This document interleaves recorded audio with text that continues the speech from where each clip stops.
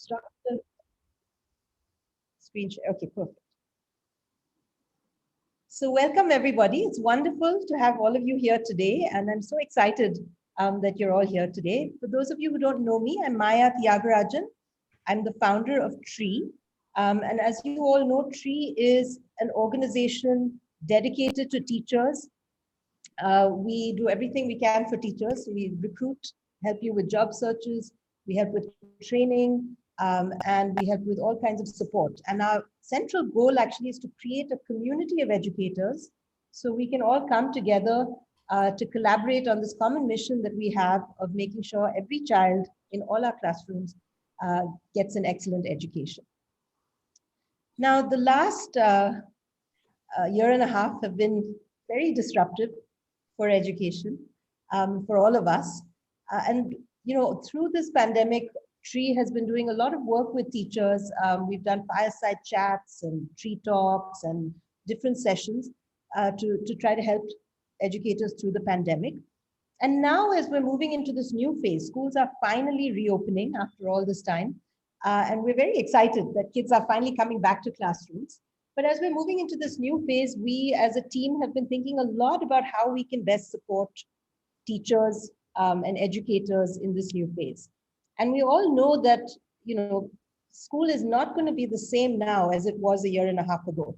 A lot has happened in the last year and a half, and I think teachers and students and parents and families, a lot, you know, there've been a lot of consequences of this pandemic. So coming back to school, post-COVID education is not going to be exactly the same business as usual as we start up. And as we were thinking about this and thinking about what will teachers and schools need now, given everything that's happened, you know, how do we address the fallout from the pandemic? Whether that's well-being issues for us as teachers, for our students, whether it's learning loss because learning has been disrupted, whether it's absenteeism and students not coming back to school or, you know, choosing to stay at home. What are the issues that we have to deal with now, and how do we deal with those, right? Once we get our safety protocols in place, what's next?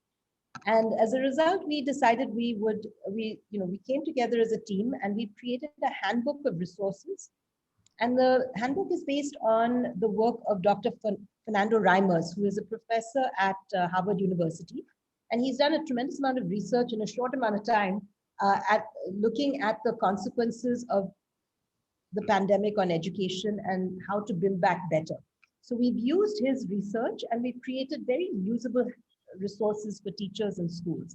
And that's going to be a large part of what we talk about today in this session. So today I want to introduce the two panelists or speakers I have with me. Sonali Prakash, I think many of you know her already from your fireside chats and public events and trainings, courses. Sonali works very closely with many of our TREE teachers. She's a teacher herself and very passionate about supporting teachers and helping teachers become the best possible version of themselves. And she also heads our training and our public events at TREE. So Sonali is here. Welcome, Sonali. And then we have a very special guest today also, Vedika Agarwal. Actually, I don't want to use the word guest. She's not officially part of TREE. She runs her own organization, but she's certainly very much part of the TREE family in a number of ways.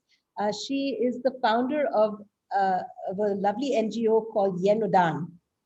And I'd really encourage you all to look up Yenodan. They've done amazing work. In the last year and a half, they've done fantastic relief work. In fact, they're doing it all right now. They're collecting blankets, warm clothes for people in marginalized communities. But the main goal of Yenodan is to support marginalized communities, particularly by helping with after-school education for children in those communities. And Vedika runs the organization and is very actively involved in education. So welcome, Vedika. So today we're going to start by finding out how you all are doing. We are very curious to know how our teachers are doing, how you're all feeling right now as you think about restarting physical school with your students in your classrooms, right? After this tremendous disruption. For some of you, that's already been happening, but for all of you, it will be a reality now that you'll have kids back in school. So we're just going to share a quick poll. It should pop up on your screens. And Yeah, so you should all see that right now. If you can just click where you're feeling, what you're feeling. If you're feeling dread, you really don't want to go back, then it's number 1. If it's excitement, number 5. So yeah, please click on it and we will, um, I'm seeing a lot of excitement, which is great, but I'm also seeing a little bit of worry and anxiety.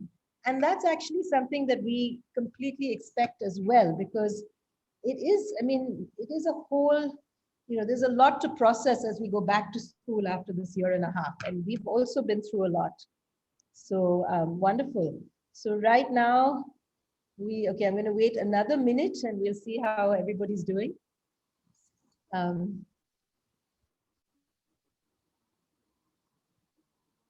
okay. So we have almost 90% voted, and of that, uh, the vast majority are feeling excitement. So 65% feeling excitement, and the rest are range from worried to neutral, which actually we're not surprised by. I think there's probably for all of us some amount of anxiety mixed with the excitement as well, right? So wonderful.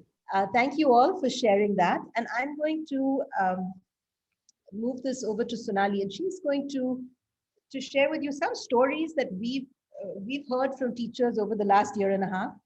Because of course, Tree is all about teachers, all about all of you. And so we wanted to start by acknowledging what everyone has been going through over the last year and a half as we rev up for school again. So Sonali, over to you. Maya, I think Sonali is having some network issue. I think she has dropped out. Okay. Yeah. We bring her back. Okay. Has everyone seen the results of the poll? Should I close that? I'm just going to quickly call her. Yeah, let's call her. So while we wait for her, I'm going to. She's back. Oh, she's back. Oh, perfect. Sonali, you're back? Is she back? Yeah. Okay. So Sonali, over to you. If you can start by sharing some of your stories about what teachers have been going through over the pandemic and how they've been feeling based on all the different conversations we've had. Maybe just a couple of quick stories. And you're on mute, I think, Sonali. You have to unmute.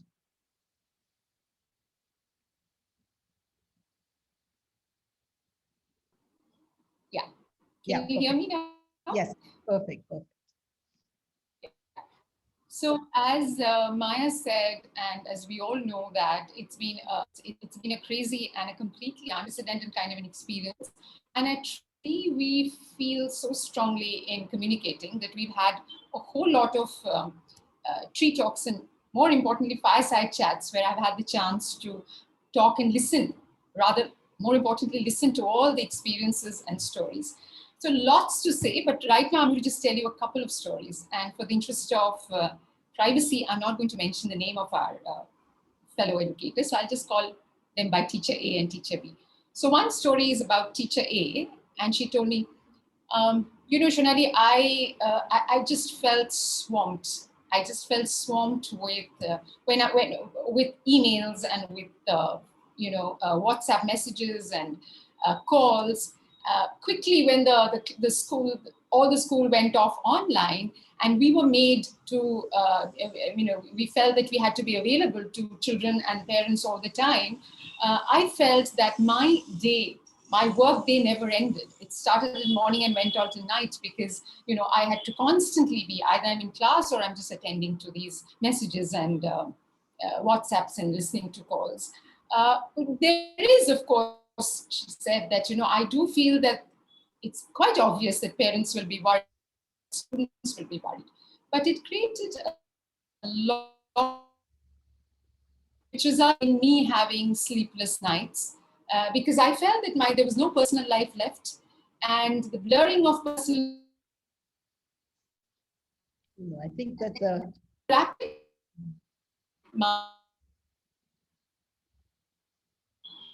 Sonali, I think we can't hear you. You're frozen. Of parents, sometimes. Yeah, I really made. Maya? Yeah, Shonali, Sorry? I can't hear you. You're freezing and glitching. I think what we'll do is maybe we'll come back to the stories in a little bit. Let's um, see if the Wi-Fi gets better for you. Okay. So of course, this is one of the big things we've all been dealing with, right, over the last year and a half. Continual glitches and can you hear me and all of this. What I'm going to do is while we're waiting for Shonali, I'm going to start by telling you about the beginning of our handbook. We actually very deliberately decided to start with teacher well-being because we know at Tree that all the research shows us that the central factor in a child's educational outcome is the quality of his or her teachers, right? Teachers matter most, more than any other factor in a child's education. It's about the teachers.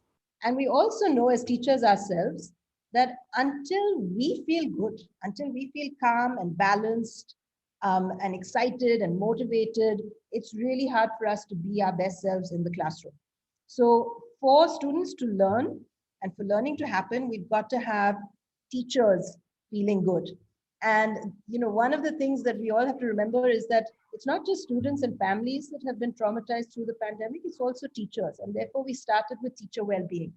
And our first section in our handbook has a lot of resources for schools to use, school leaders, teachers themselves, to think about, diagnose where are teachers in their own sort of emotional, mental well-being journey, and how do we help them to feel more positive? How do we give them the support they need at this point as students come back? So I'm going to turn things over to Vedika, and Vedika is going to share a little bit. She's going to give you glimpses of and highlights um, from our handbook. And maybe at the end, we'll wrap up with a couple of stories because I do want you all to hear some of our stories from Sonali, but let's keep going for now. So Vedika, would you like to share some of those resources and we can chat about it as well? Great. Thanks, Maya. And hello, everyone. Happy to be here, part of this group. I'm going to quickly share my screen. If you can just give me a thumbs up to let me know that you can see it. I'd really appreciate that. Yeah, so let me know if you're able to see my screen. Yes. Great. Okay. Thank you. Thank you, Lena, as well. So like Maya was saying, there are several resources in this handbook. And today, I'm just going to take you through a few of them in the interest of time. So one of the things that we did in the beginning of our session while everyone was entering and settling down was playing music. If you reflect and recollect, music has a rather calming or energizing effect. We recommend schools to choose to play music either in their staff room, corridors, classrooms, simply so that, either kids get excited, energized, or even get calmed down, especially in the beginning of the day when they come with so much excitement and chatter to school. And similarly for teachers, just depending on the mood, the vibe of the environment in that moment, just to lift spirits and, energize everyone and also help them feel relaxed in moments, in difficult moments that all of us as teachers do have. Music can also be played in meetings, before meetings, either staff meetings or your morning meetings or end of day meetings. Even with your children, you can have sing-alongs, create your own songs dedicated to your school or to your commitment to one another. Another intervention that we have mentioned in terms of addressing well-being needs is social activities. So I personally am a big believer of looking at schools as communities. So I try to do everything in my power to ensure that teachers are working with students, working with staff, working even with the school help to empower every single child that comes through the main doors of that particular school. So having social activities, I believe, has that kind of power to form that bond and that togetherness between the different stakeholders of a school. And social activities can be very simple ideas that schools could incorporate on a termly basis for events or for festivals. And it can even be, outings. We're very attuned to taking children out, where we now recommend that teachers could be taken out also as a staff outing, maybe take some of the parents out from the PTA, just to build that kind of culture and that bond within the different stakeholders of the school environment. Right now, we're also going to discuss another social activity that teachers can do in small groups within the school environment. Also focused. Can I just jump in for 1 second, Vedika? Yeah. Before we get into this social activity, I just want to point out in the handbook itself, as you saw Vedika scrolling, we have a whole list of interventions designed to, like the one she mentioned, designed to create community and well-being. So that's one of the tools in the teacher well-being section. And now she'll also introduce another one. So go ahead. Sorry to interrupt. No, not at all. So the other one that I would like to talk about today is small group facilitations that teachers can choose to do in groups of 4 or 5 within their school environment. This questionnaire is designed completely focused on the well-being of every teacher. Of course, participation is optional and can depend on the policies of your particular school. And another thing we request or rather urge is that even if a teacher is participating and kind of reflecting on the questions for themselves, they need not be encouraged to share where they're not comfortable. So the questions are segmented into 3 parts. The first part, which is the first 3 questions, kind of help the teacher reflect on where they are emotionally. So what are some of the emotions that you have felt during the pandemic and the lockdown, which is from March of last year. So it really takes you back in time, encourages you to really think about the last year and a half, a little more than that, and actually answer for yourself, what this journey has kind of been like for you. Then transitioning into how you've been feeling recently. So as early as a month back, over the last month, what has been your state of mind, your energy levels, your motivation, your morale. And then we also encourage you to think about one factor that has really influenced your emotions. So while you're thinking about all these emotions that you've probably experienced, what is it that is influencing it? Is it something within you or external to you? Is it something you can control and manage, or is it something you just have to kind of make peace with and accept? The second segment of the questionnaire then addresses actually getting back to school and working with your students, with your co-teachers and the overall school environment in person. So like we asked you in the beginning, how are you feeling about returning to in-person teaching? How are you feeling meeting your teachers again, meeting your students again? And what is it that you're looking forward to? And what is it that you're kind of worried about? It has been a long break for students, for teachers themselves, for admin, and of course for parents as well. So what are some of the concerns that you're having as a teacher? And then, of course, have you noticed any kind of change in yourself since March, that you would want to really be aware of and you would like to address, either in terms of bringing to your classroom or not bringing to your classroom? And I would be happy to share a personal experience. I believe pre-pandemic, I was a very patient individual. And during all the relief work, I've noticed that patients kind of, wither away. So now that I'm meeting my children again, I do proactively keep reminding myself of the patience within me and trying to bring that back to my classroom. And finally, the third part of the questionnaire does talk about teachers supporting one another. So what is this kind of support that you need? And that if you're doing this in a small group, what is it that the other 3 or 4 teachers in your group can provide you in terms of tangible support? And of course, what can you provide them? How can you support your peers and help them through, the resumption of schools after such a long time? And finally, what is the one commitment that you all can make to one another?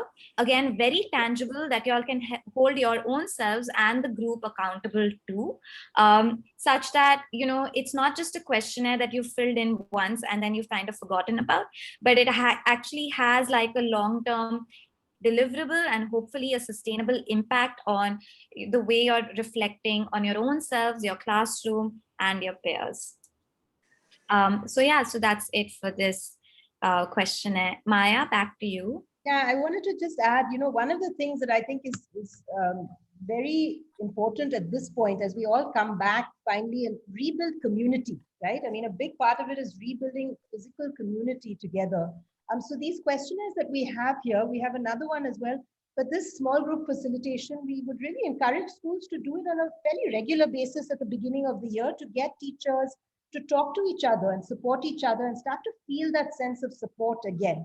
You know, and I would say have music and food while you do these small group discussions, because just being able to talk with each other can make a huge difference.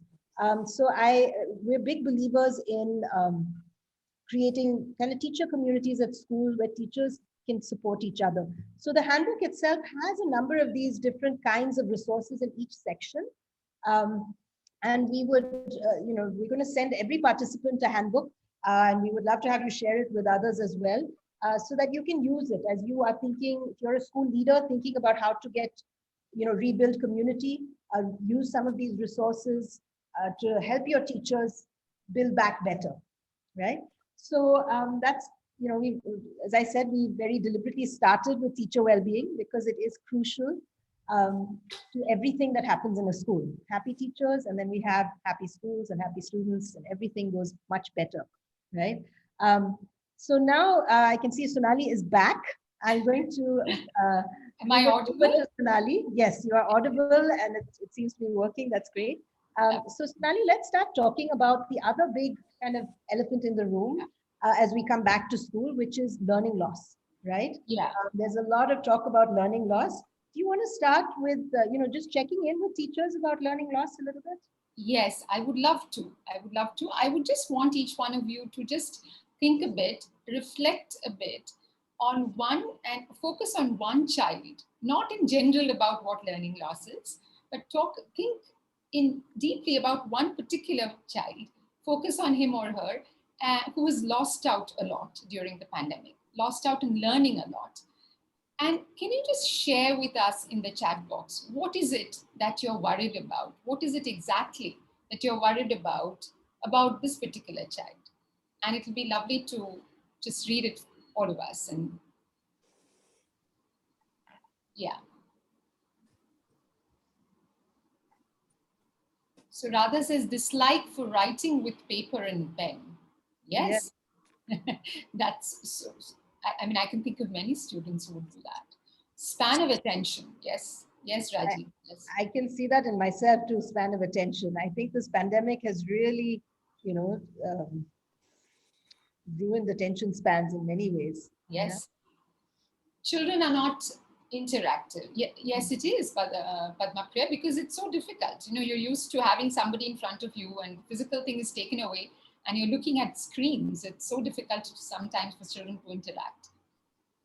Sitting at one place for some time, okay, unable to mute a teacher. Yes. Claustrophobic, unable to move around. Okay. Yeah, and actually this is interesting because I think more than learning loss, a lot of these are about changes in terms of how we learn, which is Yes. really interesting, right? Yes, it is. Yeah. So I think these are more general things we are getting responses to. But what particularly about learning do you think worries you about the particular child? Is there anything particular that, you know? And it's interesting to me that there's a big focus also on social skills. But I mean, Yes. I'm finding your comments very interesting because, you know, they're really looking at how we have changed as learners. And that's, Yes. in a way, it is a different type of learning loss, perhaps, right?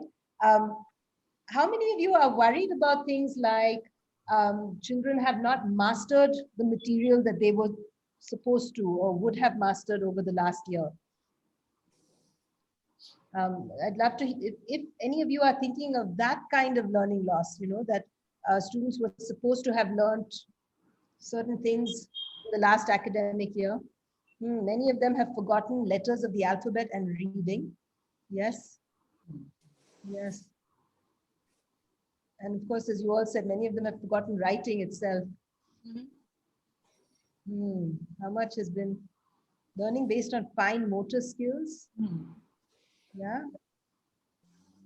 Making connections with the concepts learned online. Very interesting. Yeah. Okay.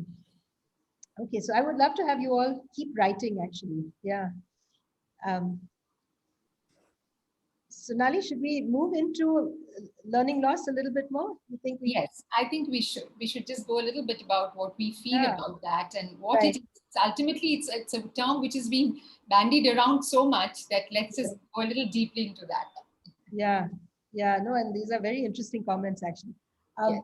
So one of the things that we've done as part of our handbook is we did quite a bit of research on what is, the toll that this pandemic has taken on learning. And of course, it varies based on schools and connectivity, right? Some schools have had, every student has a device of their own. They've had complete connectivity. So there's been less compromise in terms of learning. And other schools have had, huge compromises where there's been no learning at all because kids have not had any devices or any kind of school. Now, the thing that we've been thinking about a lot is if uh, if a school has had quite a bit of learning loss, and it probably there's been learning loss across schools because even in a school where kids have had online learning, uh, like you all said here, there's been a lot of distraction, and so there's probably been some loss anyways. But what we realized from the research is that many schools in India, kids have lost huge amounts of learning, and they've also forgotten what they learned before. So there's been regression in some ways. So as schools come back, I think there are two things that are really important, right? One is starting with diagnostics, because we need to figure out where are our students. We need to know how much have they lost and where they are. And the second thing, and this is what Fernando Reimers talks about a lot in his research, is this idea of prioritizing the curriculum, right? So if you know that there's been a lot of learning loss, and you know that you can't teach everything because you have to go back and teach some things that have been lost, one of the things he says is sit down together, perhaps in departments, perhaps across grade levels, and think through what are the most important skills and concepts students need to learn in each grade level. And once you prioritize those things that are not as important, can be let go of, at least up till grade 8. I think high school might be a little harder because of exams, but we do think that this is an important starting point. Now, so prioritizing the curriculum and figuring out what really needs to be taught. In fact, Sonali and I were talking about this, and the example she gave when we were discussing this was looking at grammar as English teachers. And she said, children may not need to know all the details of types of verbs, transitive, intransitive, different types of verbs. They may just need to know what is a verb and how does it function. So can you prioritize what is most important for children to learn and really focus on that? So kind of streamlining the curriculum. And the second thing that we look at is when you start a unit, can you start with diagnosing where are the gaps? And then, Fernando Reimers talks a lot about this in his research. He says, instead of trying to reteach everything that has been done the year before, which is just remediation and doesn't work and is not practical, can you figure out where are the gaps and then just try to fix those gaps? So if we're starting a unit and you know that students have a large percentage of your students do not have the foundational skills for that unit to be successful, can you teach those foundational skills as you go and get the class back on track, instead of trying to reteach everything from the last year. So I know this is all a little theoretical. In fact, as a group, when Vedika, Sonali, and I were talking about it, it took us a long time to really start to understand accelerated learning and what it means. So I'm going to ask Vedika to share with you a kind of flow chart with an example to really make it a little concrete. And then we can have a bit of a discussion at the end with questions as well, because I do Yes. think that this kind of learning loss, we're talking here about academic learning loss, right? I think a lot of the things that came on the chat group were kind of how we learn, but this is really, skills and content that the children have not mastered that they should have because of this disruption. How do we diagnose those gaps and then fix them? That's really the question we're asking here. So Viveka, over to you. Can you share with us an example, a very concrete example? Yeah. Yeah. So like Maya said, right, it's a rather complex concept to wrap your head around. We've tried to kind of simplify it through an example. Just a caveat before I share the example, it is simplified. But yeah, we hope that it helps you further understand what accelerated learning is all about. So like Maya said, you identify a topic you are working on currently in your classroom. In my example, I've taken that to be Introduction to Division. Okay, so now we know we're going to teach our children division. Step 2 would be then to identify key knowledge and skills taught last year that are relevant to them understanding division this year. Okay, so we're going to make a list of everything our students would need to know to successfully be able to understand the concept of division. In my example, again, for simplicity's sake, I've kept it to one key skill, which is knowing their multiplication tables. Of course, for division, you need to know a whole bunch of other mathematical concepts. But for the sake of simplicity, I've mentioned multiplication tables, which students do definitely need to know to be able to divide. So as a teacher now, you've identified the concept that you're teaching this year and the concept that they should know from last year to be successful in the current academic year. The third step would be to actually assess them on the concepts from the previous year. So in my example, you would essentially assess them on their multiplication tables. This assessment will give you a general idea of where your class stands in terms of whatever they're able to recollect, remember, and reapply in their current academic year. Based on their assessment results, as a teacher, you would then group the students into, maybe 3 categories. So category 1 would be the students that have cleared your assessment. The category 2 would be those who have not been able to clear your assessment, and category 3 would be those that have just made it by. So they do know their tables, but not as well enough as you would need them to know their tables. So over here, in my example, I've again kept it to just 2 students that have cleared your assessment and students that have not cleared your assessment. And the final step then would be to use differentiation and accelerated learning strategies to introduce division in your classroom, which is this year's concept. So for example, for the group that has cleared the assessment, you would begin teaching division. Whereas for the students that have not cleared the assessment, you would need to go back and reteach them the tables that they don't remember or they haven't really learned well enough last year.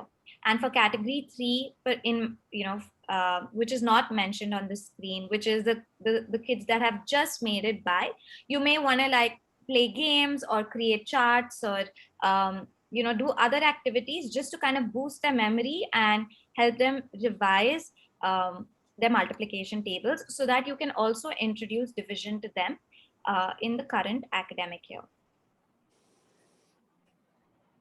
There's one more thing at this point that I would like to share with everyone. I'm just trying to, yeah. So like we've mentioned over here, we're kind of putting 60% of your students as the benchmark for whether you need to re-teach what has been taught last year in terms of what's relevant for this year's concept.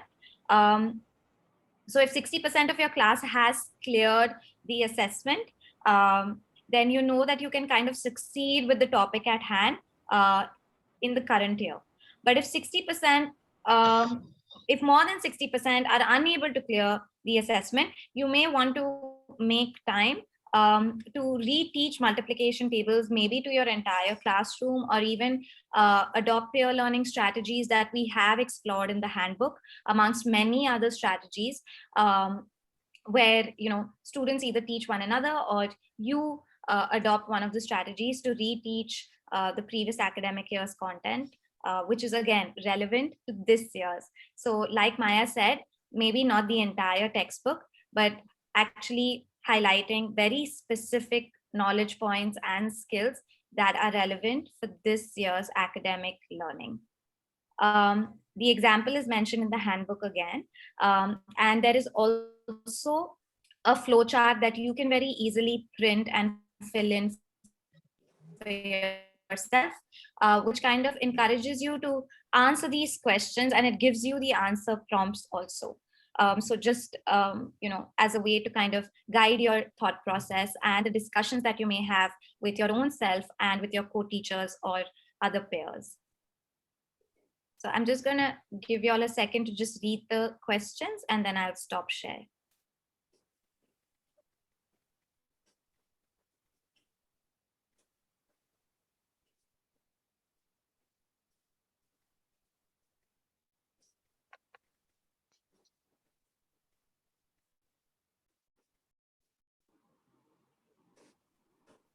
So I think, yeah.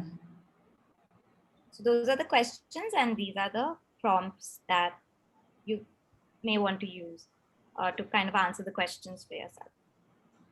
One thing I want to just emphasize as we think about learning loss, and we were talking about this as a group as well, is that often as teachers, we come in with this idea of this is what I'm going to teach. But I think particularly post-pandemic, we have to come in with a sense of, well, where are my students before I get started?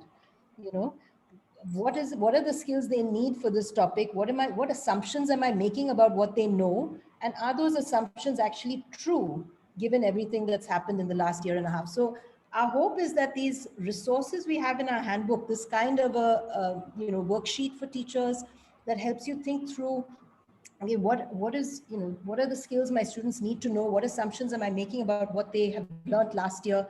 Can I diagnose first where they are and then start teaching, so that if there are big gaps, you are able to see them, right? Because sometimes we just make assumptions as teachers, and those assumptions aren't always true. And in some ways, this is good practice no matter what. We actually do want to start with diagnostics to begin with.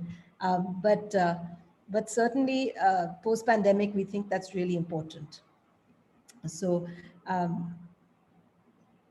at this point, I think I want to open it up for questions first, because I know that the kinds of learning, the way we were thinking about learning loss was really a kind of academic cognitive learning loss. What skills should they have mastered, and have they mastered them or not? What topics or content should they have known? Whereas I think it's very interesting that in addition to that kind of learning loss, just how we learn has changed, right? And that's quite a reminder when I was looking at the comments. So perhaps one other thing for teachers to think about is, how do I, now that the way students learn has changed, what does that mean for teaching? That's also an interesting question there. But at this point, I would like to open it up for questions. If you have questions about learning loss particularly, can you put it into the chat box? And we'd love to answer those questions, or at least talk about them if we don't have all the answers. So if there are questions, please go ahead and put them in. Sonali, do you want to add anything about accelerated learning, this whole idea? Because it is a very complex concept, I think.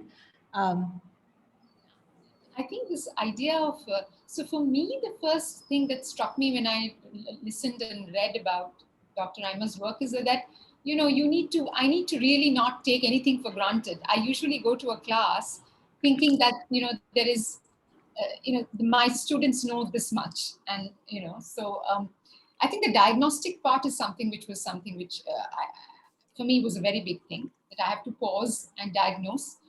And then this idea that everything from chapter 1 to chapter 10, because I've done it throughout many years, is not the important, that it doesn't have to be done. This entire, that was a rethinking, reimagining what is absolutely necessary, as Vedika said. And that is, an accelerated learning is not about going through everything quickly, but rather, accelerated learning is about learning being accelerated. And that is probably much better when we will be more successful when we make the content less. Yes, and I'm just looking on that note, I'm looking at Raji's question in the chat box. She said, how do we manage this kind of bridging, considering how much time we have left to complete the current year's content? And I think, Raji, to answer that, the research we've looked at really talks about this idea of prioritizing the curriculum. So thinking about what can you leave out? What is actually not that important? And the way I would diagnose what is important and not important, or determine that, is looking at what skills are necessary for future years and what topics are just kind of isolated topics. So if there's, for example, an isolated topic on shapes and geometry or something that is not touched upon in the future years in any ways, then maybe that's something that could be left out. If there's, in the primary years, if there's content that is not as important, that could be left out, and there could be more time devoted to reading skills and writing skills and numeracy, which we know are skills that they have to master to do well in future years. So how do we sit down as a team? I would say this should be done in schools as teams, to say what is most important, what is most necessary for future years, and then prioritize that, so that we're not trying to teach everything when we have this, because we do need to make sure that the key skills are mastered. I hope that answers the question. It's a difficult question. Over here, I'd also like to, Radha Krishnamurthy had put in the chat, like, how much did we compromise from our end in terms of the content? I think this kind of ties into that, right? Like, if there is content in our textbooks that we can compromise on, why not? Like, why overload our children, especially when they have already gone through so much, and they're back to school, they're in a new environment, and so are you. So like Maya was saying, that if there is content that is not extended into future years, or is not really, as a teacher or as a team, you believe something that can be left out, then why not? Like, our textbooks are designed to play a certain role. Does our role as a teacher have to align to the role of the textbook? Is something that we could ask ourselves that. And Raji has written a lovely thing, and she says it's going to take some unlearning from our side. Which I think is a great point. Yes, it will, Raji, and that's something which I think is great, because that's only when we unlearn that we learn better and we reimagine. And maybe pandemic was just it was awful. It is, but it gave us an opportunity to literally go through everything that we thought was, this is how it should be and nothing can be changed. And it gives us an opportunity to think that, let's look at it differently. Yeah.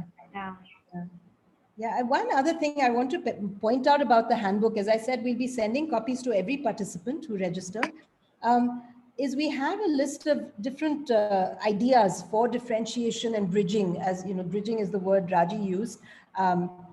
We call it accelerated learning in the handbook, but we have a number of ideas for how to make time for this and how to help those students who may have big gaps, right? And one thing I think can be very useful, for example, is a learning support program at schools. If schools have the bandwidth, or if they can imagine learning support, it can be very helpful, because some students do need very intensive help. But definitely, I think it's worthwhile to look at some of those suggestions and then have a discussion in teams, in faculty meetings, at your schools, to talk about, well, what do we do if we know that there are gaps? How are we going to address those in our school, in our community? So I would really encourage schools to do that. Manisha has asked, what is your take for the very young children aged 2 years? Vedika, would you like to talk about a little bit about the student well-being, and that it has been, we've thought about it in different ways, not one way. but kids. Yeah. Yeah. Yeah, so Manisha, thank you for your question. So like Sonali was saying, right, in the handbook, we do have resources for student well-being, which we haven't really addressed in this session, that is age specific. So we have designed questionnaires for children of various age groups, primary school, middle school, high school, just to help them also reflect on their emotional journey, their well-being and mental health during the pandemic. Because it's been very new to everyone and we can't discount children's experiences from it at all. Mm. Um, so yeah, so we're hoping that maybe you can do some of the questionnaires, some of the questions in the questionnaire with your students or your children, Manisha, and hear about their experiences. I'm just looking, you said 2 years, and I think our resources really start with primary school. I mean, Yeah. the questionnaires we have for very young kids do have kind of emojis or smiley face, have and drawing tasks, things that Yeah. don't require them to read and write, but it would still be very difficult for 2 years. I think for very young children, really the goal is just making sure that those social skills that they may have missed out on come back. For very, very young children, it's really about emotional security, social skills, motor skills. So I think we don't need to worry so much about learning loss per se, or it's more just getting them interacting with each other again, right? But yes, and Manisha, you said. Yeah. So no, I just wanted to bring out one point here, because many children who've just been born, like just before the pandemic started last year in March. And I know children who've just been born in January and they are just 2 months old. So, they've not, especially if you're staying in a unit family, they've not interacted with children at all. So in that case, especially I've seen one or two children, they are so scared to go into large gatherings. As you rightly said, Maya, that for the younger group of children, social skills are more important. So, we'll have to see that how these children get back into a social gathering and they are comfortable here, because at least the pre-primary children, 16 months onwards, parents have these mom and me group where children go and interact with. But during the pandemic, nothing like this has happened. So we just have to encourage the social skills, as you rightly said, for them to get back into very young kids. And in fact, one of the things we say in our student well-being, and this is for all children of all ages, is that although learning loss is a huge issue and schools need to certainly think about that, we don't want to do it at the cost of well-being. So we don't want schools to cut out art, music, social activity. We need more of that to compensate for everything that's happened. So really looking at this kind of fine balance between bridging learning loss and helping with that, but at the same time prioritizing well-being as well. And like Vedika mentioned, our handbook does have. Yeah, so Vani says finding time to bridge can be challenging. Yes, I mean, one of the things we recommend is maybe even an extra hour of school where kids who need extra help can get it, or a learning support program. And we have, a number of different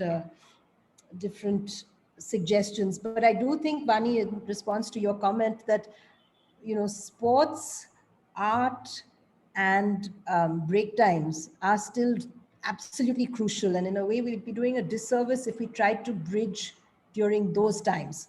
So our fear is that learning loss will become such a huge issue in schools that it'll cut into those very important times, but kids need it. And, learning will be better if they are calmer and if they have exercise and they have time with friends.